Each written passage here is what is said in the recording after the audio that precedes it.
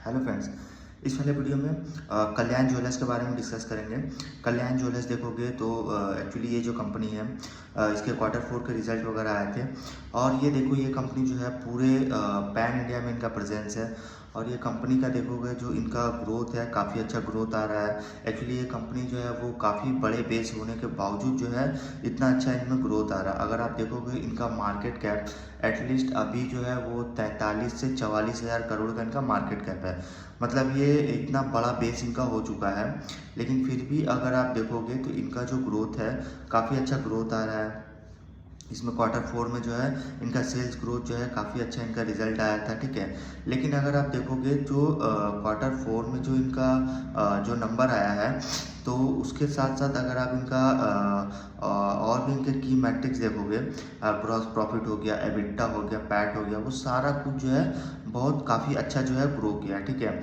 लेकिन इनका अगर आप देखोगे जो पूरे पैन इंडिया में, एक तो ये पूरे पैन इंडिया में प्रेजेंस है इस कंपनी का, क्योंकि ये कंपनी देखोगे ना, अगर पूरे गोल्ड सेक्टर में अगर आप देख लो तो फर्स्ट आपको तनिष्क टाइटन आता है और सेकंड जो है वो कल्याण आता है, ठीक है। और कल्याण इतने बड़े बेस होने के बावजूद काफ़ी अच्छे रेट से ग्रो कर रहा है। और इसके साथ ही साथ इनका अगर आप देखोगे तो लगातार आज 2 से 3 साल से देखोगे ना, तो इनमें जो ग्रोथ है वो 36, 40, 50% से जो है कंपनी जो है वो ग्रो कर रहा है, ठीक है। देन इसके साथ साथ कंपनी देखोगे तो वो इंडिया में लार्जेस्ट ज्वेलरी कंपनी है इंडिया में। देन इस कंपनी का पैन इंडिया में तो प्रेजेंस है ही, उसके साथ साथ ये कंपनी मिडिल ईस्ट में जो है वो स्केल अप कर रही है, ठीक है। मिडिल ईस्ट में, मिडिल ईस्ट हो गया आपको जैसे दुबई वगैरह जो होता है, वहाँ जो है कंपनी स्केल अप कर रही है। इनका टोटल शोरूम देखोगे इंक्लूडिंग कैंडियर तो 466 शोरूम हो गए हैं इंडिया में। और इनके 38 शोरूम जो है वो मिडिल ईस्ट में है, और 2 शोरूम इनके यूएसए में है, 1 यूके में है। और इनका प्रेजेंस 7 कंट्रीज़ में जो है इनका प्रेजेंस है। और कंपनी देखोगे तो इन्होंने बताया है कि जो एक्चुअली इनका जो मार्केट शेयर है, तो मार्केट शेयर देखोगे तो अनऑर्गेनाइज से ऑर्गेनाइज की तरफ शिफ्ट हो रहा था, ठीक है। तो इनका मार्केट शेयर देखोगे तो अभी भी वैसे ही जो है वो शिफ्ट हो रहा है। और पूरे ज्वेलरी सेक्टर में देखोगे तो सबसे ज़्यादा जो सेल होता है वो वेडिंग ज्वेलरी जो होता है, मतलब एक्चुअली देखा जाए तो जो वेडिंग ज्वेलरी होता है वो जो है वो इंडस्ट्री को डोमिनेट करती है, ठीक है, इंडस्ट्री को। क्योंकि अभी के लोग जो देखोगे तो एक्चुअली गोल्ड के रेट इतना हाइक हो गया है, प्राइस इतना हाइक हो गया है, तो वो प्राइस हाइक के वजह से लोग जो है जितना इनको जो है वो ज़रूरत मीन्स अगर लोगों को जैसे वेडिंग वगैरह के क्या होता है, वेडिंग के पर्पज से ले रहे हैं इसलिए क्योंकि वेडिंग वगैरह में ज्वेलरी जो है वो कंपलसरी होता है, ठीक है। इस हिसाब से जो है लोग जो है अपने ज्वेलरी जो है ले रहे हैं वेडिंग वगैरह के लिए। लेकिन अगर आप देखोगे पर्सनली जो लोग जो है पहले जिस तरह से यूज़ करते थे, वो जो है थोड़ा बहुत इम्पैक्ट पड़ा है गोल्ड के प्राइस के इंक्रीज होने के साथ साथ, ठीक है। तो उस हिसाब से देखो तो जो वेडिंग जो ज्वेलरी होता है वो डोमिनेट करता है इंडस्ट्री को। अगर आप देखा जाए तो पूरा सेल अगर आप देखोगे तो 60% जो सेल्स है वो वेडिंग ज्वेलरी का होता है। डेली वेयर का जो होता है वो 30% एंड फैशन वेयर जो होता है वो 10%, ठीक है। तो ये इनका ग्रोथ है। देन अगर देखोगे जो कैंडियर का जो शोरूम है, कैंडियर का शोरूम जो है वो लगभग 124 शोरूम हो गया है, ठीक है।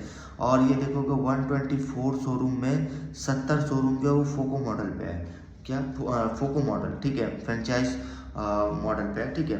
तो फोको मॉडल पे अभी क्या हो गया है, तो फोको मॉडल जो हो गया है, अगर कंपनी अगर सोचो कि फोको मॉडल पे अगर एक्सपांड कर रही है तो उसको कैपिटल का ज़रूरत नहीं होगा, ठीक है।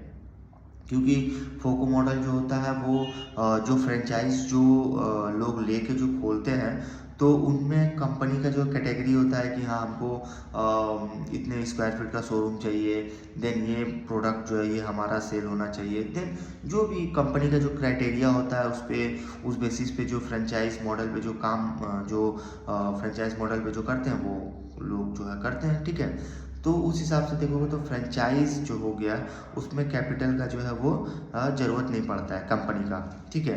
तो उस हिसाब से देखो तो फोको मॉडल पे कंपनी काम कर रही है। और उस हिसाब से जो 124 कैंडियर के शोरूम है जिसमें 70 फोको मॉडल पे है। देन उसके बाद इन्होंने देखो तो इन्होंने FY 26 में इन्होंने शाहरुख खान को इन्होंने एज अ ब्रांड एम्बेसडर जो है वो ऑन बोर्ड किया था। ठीक है। देन इनके FY27 में जो अगर इनके नेटवर्क एक्सपांसन एक्चुअली जो इनका नेटवर्क एक्सपांसन देखोगे जो फोको मॉडल पे, तो इन्होंने बताया कि 84 कल्याण शोरूम इंडिया में सारे के सारे फोको मॉडल पे खुलेंगे। देन 6 इन इंटरनेशनल मार्केट पे, इंटरनेशनल मार्केट में जो शोरूम खुलेंगे वो कोको एंड फोको दोनों मिक्सअप होंगे, ठीक है। देन उसके साथ इनको इन्होंने बताया जो 50 कैंडियर शोरूम होगा वो भी कोको एंड फोको दोनों मॉडल में होगा, ठीक है। देन इनके इन्होंने बताया है कि जो इनका देखोगे इन्होंने बताया कि न्यू शोरूम जो है मतलब Q4 FY26 में इंडिया में इन्होंने 28 आई थिंक 24 नेट शोरूम इन्होंने ऐड किया है। और इनका न्यू कस्टमर एडिशन देखोगे वो कंटिन्यू टू स्टे हेल्दी, ठीक है, कंटिन्यू जो है ग्रो कर रहा है। और इनका जो न्यू कस्टमर का देखोगे ओवरऑल जो रेट है वो 37% है शेयर, ठीक है। देन उसके साथ साथ इनका रेवेन्यू देखोगे फ्रॉम फ्रेंचाइज शोरूम से जो रेवेन्यू जो कंपनी का रेवेन्यू जो आता है फ्रेंचाइज शोरूम से 54% आ रहा है, ठीक है। देन देखो तो कंपनी जो है मिडिल ईस्ट वगैरह में एक्सपांड कर रहा है, तो मिडिल ईस्ट में अगर आप ग्रोथ देखो सिर्फ तो इनका रेवेन्यू 37% से ग्रो कर रहा है मिडिल ईस्ट में। ग्रॉस प्रॉफिट 21% से ग्रो कर रहा है, एबिटा 34% से ग्रो कर रहा है, पैट 75% से ग्रो कर रहा है। और इनके अगर आप नंबर ऑफ शोरूम देखोगे वो 6% से ग्रो किया है। मतलब मिडिल ईस्ट में देखोगे तो लास्ट ईयर Q4 FY25 में 36 शोरूम थे, इस ईयर Q4 FY26 में 38 शोरूम है, ठीक है। तो इनमें स्टोर शोरूम जो है वगैरह उसमें कोई ग्रोथ नहीं है। और उसके साथ साथ इनका अगर आप देखोगे एक और गोल्ड में सेगमेंट है, सेगमेंट नहीं बोला जाए उनको, जैसे दिवाली वगैरह में देखोगे तो कॉइन वगैरह का सेल जो है काफ़ी ज़्यादा हुआ था, ठीक है, कॉइन का, क्योंकि उस समय रेट जो है लगातार इंक्रीज हो रहे थे। तो एज मतलब एसेट मतलब एज एन एसेट के तौर पर जो है लोग जो है वो कॉइन खरीदना स्टार्ट कर दिए थे। वैसे अगर आप देखोगे तो दशहरा हो गया, दिवाली हो गया, इन सारे फेस्टिवल में कॉइन का सेल बहुत ज़्यादा हुआ था, बहुत ज़्यादा। एक्चुअली इस साल दिवाली में देखोगे ना तो कॉइन का सेल सबसे ज़्यादा रहा था। लेकिन वही देखोगे आस्ते आस्ते रेट जो है वो जो है थोड़ा बहुत जो डाउन होता गया। एक्चुअली रेट देखो तो 170, 72, 73 रेट जो है वो गया था हॉलमार्क का, ठीक है। वो गोल्ड का रेट जो इतना जाने के बाद अभी जो देखोगे तो लगभग काफ़ी कम हो चुके हैं। एक्चुअली आई थिंक देखो तो रिटेल में अगर देखोगे 916 जिसको बोलते हैं उसका रेट आई थिंक 140 के लगभग चल रहा है, ठीक है, 140। तो उस हिसाब से देखो तो काफ़ी रेट के एक्चुअली गोल्ड के जो प्राइसेस है वो काफ़ी रिड्यूस हो गए हैं। तो गोल्ड के प्राइस रिड्यूस तो हो गए हैं, लेकिन कॉइन वगैरह का जो सेल है अब जो है वो जो जैसे दिवाली वगैरह में सेल आया था इस बार उतना सेल नहीं हुआ, ठीक है। तो आस्ते आस्ते देखोगे तो इसका सेल भी जो है वो मीडियम हो गया, क्योंकि कॉइन का सेल जो है पहले जिस हिसाब से चला था क्योंकि रेट जो इतना स्पीड से इंक्रीज हो रहा था इस हिसाब से लोग जो है वो एज एन एसेट के तौर पे कंपनी लोग जो है वो कॉइन वगैरह परचेस कर रहे थे, ठीक है। देन अभी उनका जो है कोई अभी सेल वगैरह नहीं है कॉइन का। देन इनका अगर आप रिजल्ट देखोगे Q4 FY26 का, इनका सेल्स 68% से ग्रो किया, sales growth. Profit actually gross profit देखोगे 55% से ग्रो किया, एबिटा 76% से ग्रो किया है, पैट जो है 97% से ग्रो किया है। इनके आप नंबर ऑफ शोरूम देखोगे 23% से ग्रो किया है। मतलब इनका Q4 FY25 में जो है 278 शोरूम थे और ये Q4 FY26 में 342 शोरूम है, ठीक है। तो ये इनका जो है वो ग्रोथ है, एक्चुअली सेल्स ग्रोथ 68% से ग्रो किया, काफ़ी अच्छा ग्रोथ है।